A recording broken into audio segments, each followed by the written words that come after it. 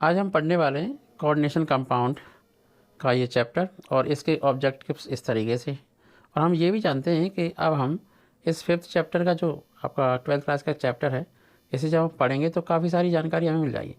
Coordination compound काफ़ी important compounds होते हैं, जैसा कि हम देख रहे हैं।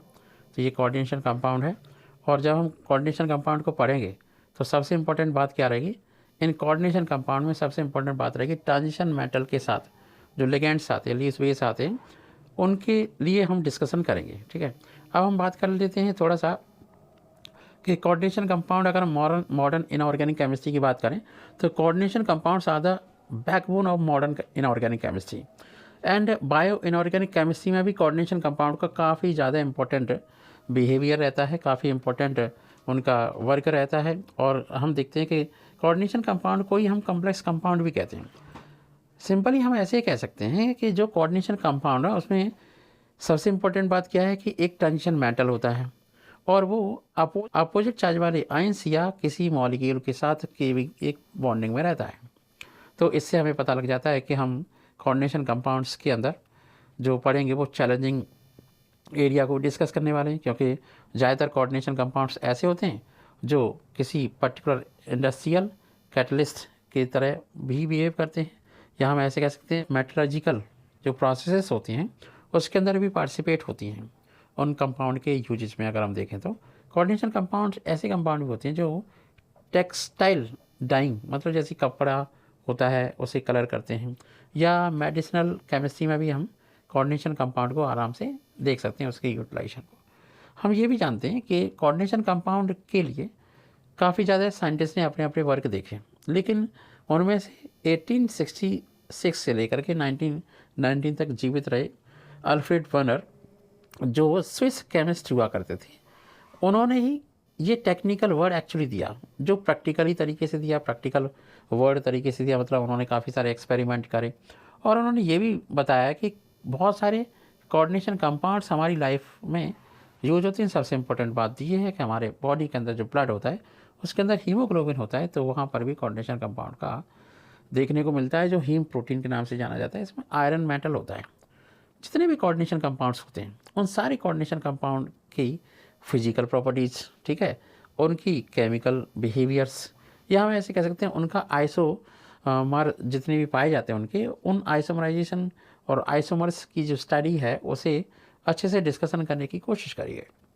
अगर हम दूसरे शब्दों में ऐसे कहें कि जितने भी कोऑर्डिनेशन कंपाउंड्स होते हैं उनकी दो वैलेंसी होती हैं। पहली वैलेंसी होती है प्राइमरी वैलेंसी, दूसरी वैलेंसी होती है सेकेंडरी वैलेंसी।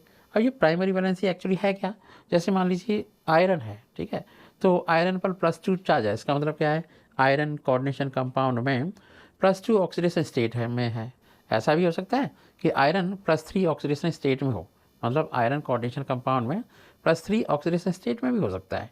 तो ये हम कह सकते हैं किसी भी मेटल की जो प्राइमरी वैलेंसी है वो उस मेटल का ऑक्सीडेशन नंबर होता है। सेकेंडरी वैलेंसी अगर हम बात करें तो कम्प्लेक्स कंपाउंड के अंदर सेकेंडरी वैलेंसी का मतलब होता है कम्प्लेक्स कंपाउंड में कितने लिगेंड्स आपस में जुड़े हुए हैं। फर्दर हम लिगेंड्स के बारे में थोड़ा सा और अच्छे से डिस्कस करेंगे।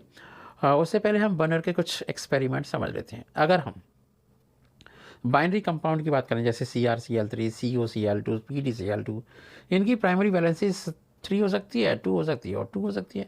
लेकिन जब हम कोऑर्डिनेशन कंपाउंड की बात करें, ठीक है, तो उसमें है ना मेटल के बगल में हम एक अल्फ़ाबेटिकल वर्ड या कह सकते हैं रोमन वर्ड का यूटिलाइजेशन करते हैं उसकी वैलेंसी, प्राइमरी वैलेंसी को शो करने के लिए।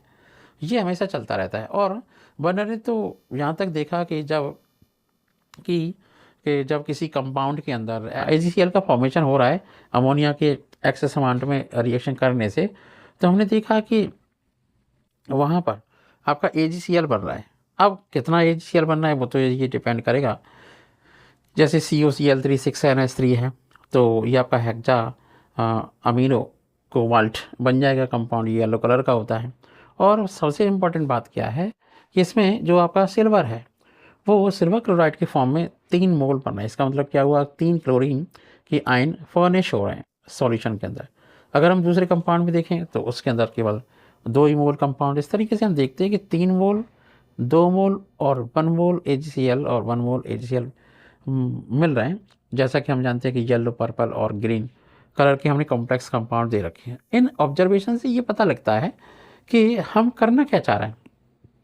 हम कंडक्टिविटी मेजरमेंट्स करना चाह रहे हैं सॉल्यूशन के अंदर। तो इस तरीके से हम देखेंगे कि चाहे क्लोरीन के आयन हो, अमोनियम मॉलिक्यूल हो, वो हमेशा कोबाल्ट के साथ बॉन्ड में हमेशा रहते हैं और केवल आयनाइजेशन होता है बाहर की स्फीयर में प्रेजेंट होती है आयंस उसका। इसलिए हम कह सकते हैं कम्प्लेक्स कंपाउंड में जो सेकेंडरी वैलेंसी है वो नंबर ऑफ लिगेंड, या फिर कह सकते हैं कम्प्लेक्स कंपाउंड को इलेक्ट्रॉन देने वाले, इलेक्ट्रॉन पेयर देने वाले एटम, आयन या मॉलिक्यूल से संबंधित होता है। इसी के साथ साथ हम ये भी समझ सकते हैं कि बर्नर ने एक बात को बिल्कुल क्लियर कर दिया था कि जितने भी कोऑर्डिनेशन कंपाउंड होते हैं, चाहे कोई भी कंपाउंड हो, उनके अंदर उन कोऑर्डिनेशन कंपाउंड में मेटल्स होती हैं। ठीक है, ये जो मेटल्स होती हैं वो मेटल का अपना एक लिंकेज होता है और लिंकेज से पता लगता है कि मेटल्स की जो वैलेंसीज हैं वो दो टाइप की होती हैं। एक आपकी प्राइमरी वैलेंसी होती है, ठीक है, और दूसरी वैलेंसी होती है आपकी सेकेंडरी वैलेंसी। सेकेंडरी वैलेंसी में अगर हम देखें, तो ये जो सेकेंडरी वैलेंसी है उस सेकेंडरी वैलेंसी में नंबर ऑफ लिगेंड्स होते हैं जो मेटल के साथ कोऑर्डिनेट करते हैं। इसका मतलब क्या हुआ कि कॉम्प्लेक्स कंपाउंड में मेटल हमेशा प्राइमरी वैलेंसी और सेकेंडरी वैलेंसी, हमेशा प्राइमरी वैलेंसी और सेकेंडरी वैलेंसी दोनों से सेटिस्फाइड होता है। बिल्कुल भी हम कह सकते हैं कि दोनों से सेटिस्फाइड होता है। ठीक है, अब इसी से पता लगता है कि ये हमारा जो वर्क है वो कितना गंभीर पूर्वक हम समझ सकते हैं। तो सेकेंडरी वैलेंसी जो होती है कोऑर्डिनेशन नंबर के बराबर होती है किसी भी कॉम्प्लेक्स के अंदर जितने कोऑर्डिनेशन नंबर हैं। अब हम कोऑर्डिनेशन नंबर को पढ़ने से पहले हम ये समझ सकते हैं कि जैसे मान लीजिए कोई कॉम्प्लेक्स कंपाउंड है तो उसका पॉलीहीड्रॉन की तरह अरेंजमेंट होगा और एंटिटी बनेगी, कॉम्प्लेक्स एंटिटी बनेगी। उसी के साथ साथ हम देख सकते हैं कि जो आपका कोबाल्ट है ना, ये जो आपका कोबाल्ट है, इस कोबाल्ट के साथ कितने अमोनिया जुड़े हुए हैं, बॉन्ड बना रहे हैं, कोऑर्डिनेशन बॉन्ड बना रहे हैं। तो उसमें 6 अमोनिया के मॉलिक्यूल हैं और यहाँ पर अगर हम देखें तो इस कॉम्प्लेक्स के अंदर एक Cl है और आपके 5 अमोनिया के मॉलिक्यूल हैं। अगर हम दूसरे नेक्स्ट कंपाउंड के देखें तो इसके अंदर हम 2 क्लोरीन देख सकते हैं और 4 आपके अमोनिया देख सकते हैं। इसी से पता चलता है कि ये सारी ऑक्टाइडल एंटिटीज़ हैं। ठीक है, ये 1, 2 और आपके 3। लेकिन और मॉलिक्यूल अगर हम देखें जैसे NiCO4 है, ठीक है, NiCO4 है और PtCl4 है, तो वो एक टेट्राहीड्रल और स्क्वाप्लिनर एंटिटी है। इसी से पता चलता है कि यहाँ पर जो दूसरे कंपाउंड है इसमें 4 कोऑर्डिनेशन नंबर है और आपका प्लैटिनम का भी 4 कोऑर्डिनेशन नंबर है। अगर हम इनका ऑक्सीडेशन नंबर निकालें तो हम खुद जानते हैं कि कार्बन मोनोऑक्साइड का कोई ऑक्सीडेशन नंबर तो होता नहीं है। तो NiCO का होल 4 है, उस कंपाउंड में जो आपका Ni है ना, क्या है Ni, उस Ni का जो ऑक्सीडेशन नंबर है वो होगा आपका 0। कैसा होगा? 0। और वहीं हम देखते हैं जो दूसरा ऑक्सीडेशन नंबर है वो होगा आपका इसका ऑक्सीडेशन नंबर, क्योंकि Cl का ऑक्सीडेशन नंबर -1 होता है तो प्लैटिनम का ऑक्सीडेशन नंबर बेटा आपका हो जाएगा +2 और ये बिल्कुल परफेक्टली +2 होता है। ऐसे लिख सकते हैं Pt +2 ऑक्सीडेशन स्टेट में पाया जाता है। ये सबसे इम्पॉर्टेंट बात है। चलिए आगे हम मूव करते हैं। यहाँ पर एक एग्जाम्पल दिया हुआ है 5.1 on the basis of following observations made with aqua solutions assign secondary valencies to metal in the following compound. तो हम देखते हैं कि जैसे PdCl2 और 4NH3 है, ठीक है, उसके साथ अगर हम देखें तो कितनी सेकेंडरी वैलेंसी आएगी, 4 आएगी और PdCl2 का ऑक्सीडेशन नंबर क्या रहेगा? 2 रहेगा।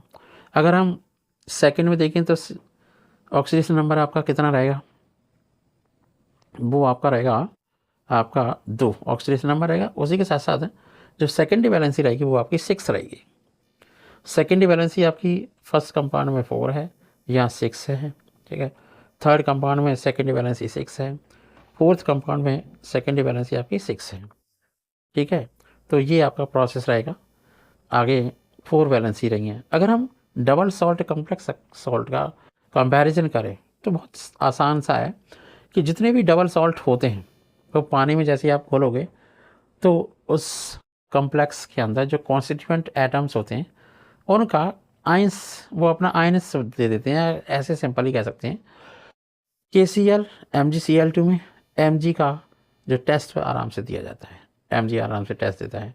अगर हम KAl2SO4 का होल थ्राइस की बात करें तो यहाँ पर पोटाशियम जो आपका है ना, K2SO4 Al2SO4 का होता है 24S2। अगर हम देखें तो हम देखते हैं कि यहाँ पर भी आप पोटेशियम की बैलेंसी, एल्यूमिनियम की बैलेंसी और आयरन का जो टेस्ट है वो आराम से दिया जाता है, ये जब भी हम प्रैक्टिकल करेंगे। लेकिन अगर हम कम्प्लेक्स कंपाउंड की बात करें जैसे FeCN का होल 6 -4 आयन या आयन K4FeCN का होल 6 है, इसमें कुछ डिसोसिएट ही नहीं हो रहा।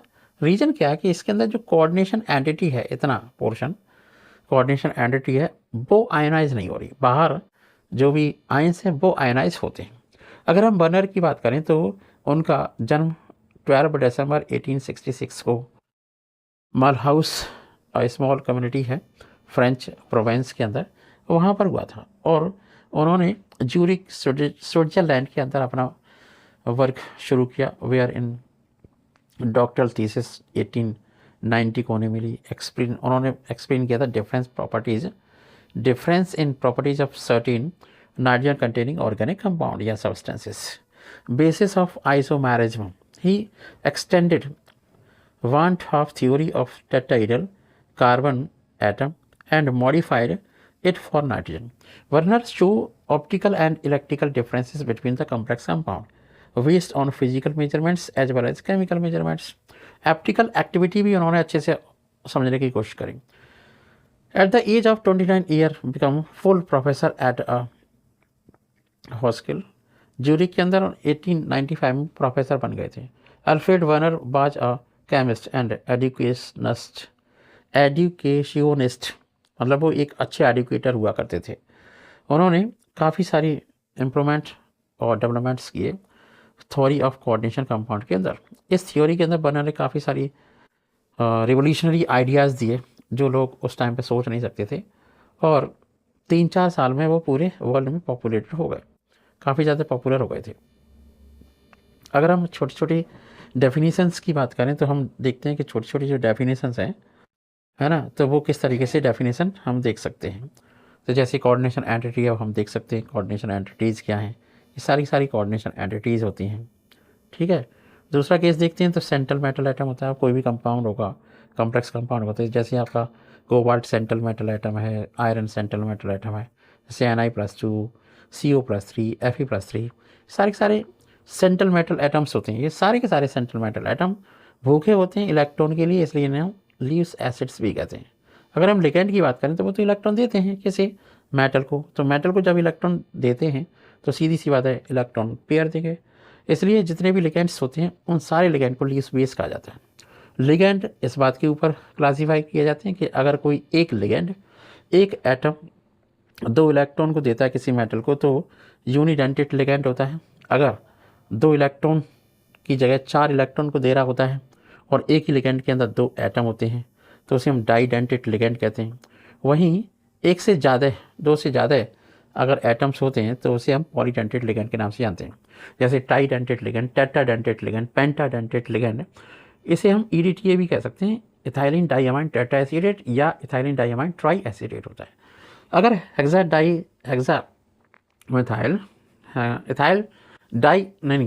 इथाइलिन डाइअमाइन टेट्राएसिडेट की जगह पे अगर आप देखें तो इथाइलिन डाइअमाइन ट्राइएसिडेट भी हो सकता है, तो पेंटाएसिडेट होता है। टेट्राएसिडेट हमेशा हेक्साडेंटेट होता है। वहीं और भी एक स्पेशल टाइप के लिगेंड्स होते हैं जिन्हें हम कहते हैं चीलेट्स लिगेंड, जिनमें 1 से ज़्यादा डेंसिटी वाले एटम्स होते हैं। इसके साथ साथ एम्बीडेंटेड लिगेंड्स होती है, 3 होते हैं, NO2, 92N, 92O, SNC, ठीक है, थायोसाइनेटो S और थायोसाइनेटो N। इसके साथ साथ एक और है, वो है CN, साइनाइड। अगर हम कोऑर्डिनेशन नंबर की बात करें तो किसी भी कॉम्प्लेक्स के अंदर जितने भी लिगेंड मेटल को इलेक्ट्रॉन देते हैं वो सारे के सारे नंबर कोऑर्डिनेशन कंपाउंड के फॉर्म में पाए जाते हैं। अगर हम इस कंपाउंड की बात करें तो इस कॉम्प्लेक्स का कोऑर्डिनेशन नंबर 4 है, क्योंकि 4 अमोनिया इस कॉम्प्लेक्स को बनाने में मदद कर रहे हैं। वहीं इस कंपाउंड की बात करें, इसमें 3 ऑक्सीलेट आयन हैं और ऑक्सीलेट आयन जो होता है वो बाइडेंटेट लिगैंड होता है, तो इसका कोऑर्डिनेशन नंबर 6 है। वहीं CO इन ट्रिस इन है आपका, ठीक है, कोबाल्ट का, तो इसे हम हेक्साडेंटेट लिगैंड भी कह सकते हैं और ये आपका इसका कोऑर्डिनेशन नंबर 6 है।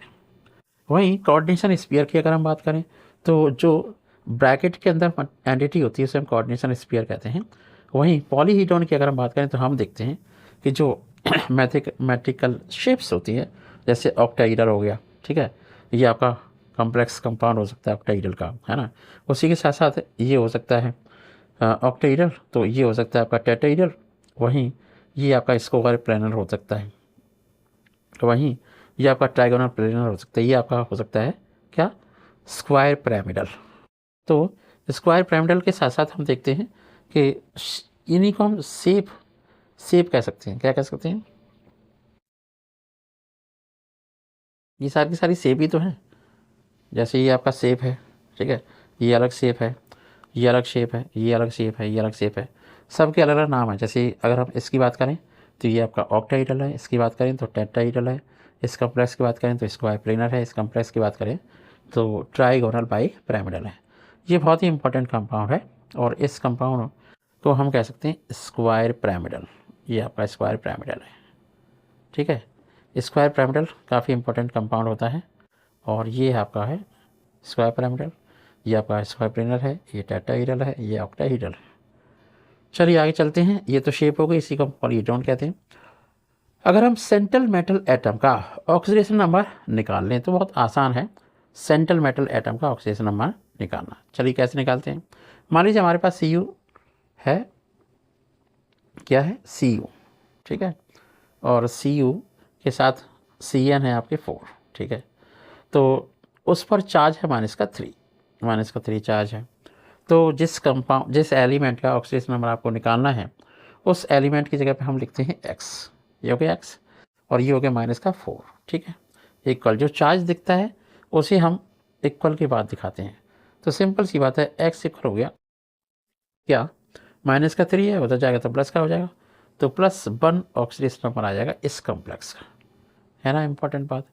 तो इसे लिखने का तरीका फिर क्या हो गया, इसे लिखने का तरीका ये हो गया कि Cu रोमन नंबर में फर्स्ट, हम कंपाउंड का कोऑर्डिनेशन नंबर लिखेंगे, 4 है, प्राइमरी वैलेंसी +1 हो गई। अब हम ये भी देखते हैं कि किसी किसी कॉम्प्लेक्स के कंपाउंड के अंदर, कॉम्प्लेक्स कंपाउंड में, कोऑर्डिनेशन कंपाउंड के अंदर क्या होता है कि एक जैसे लिगैंड होते हैं, तो वो तो आपके होमोलैप्टिक लिगैंड होते हैं। उसके अलावा मान लीजिए 4 तो अमोनिया के लिगैंड है और 2 Cl के लिगैंड है, तो उस केस में हम कह सकते हैं इसका कोऑर्डिनेशन नंबर 6 हो गया। Normal nature of coordination compound, coordination compound का नॉर्मल नेचर काफ़ी ज़्यादा इंपॉर्टेंट है और उसका कुछ रूल्स रेगुलेशन, कायदे कानून है, उसी से हम आगे बढ़ते हैं कि कैसे हम देखते हैं कि कोऑर्डिनेशन कंपाउंड का नाम कैसे लिखा जाता है।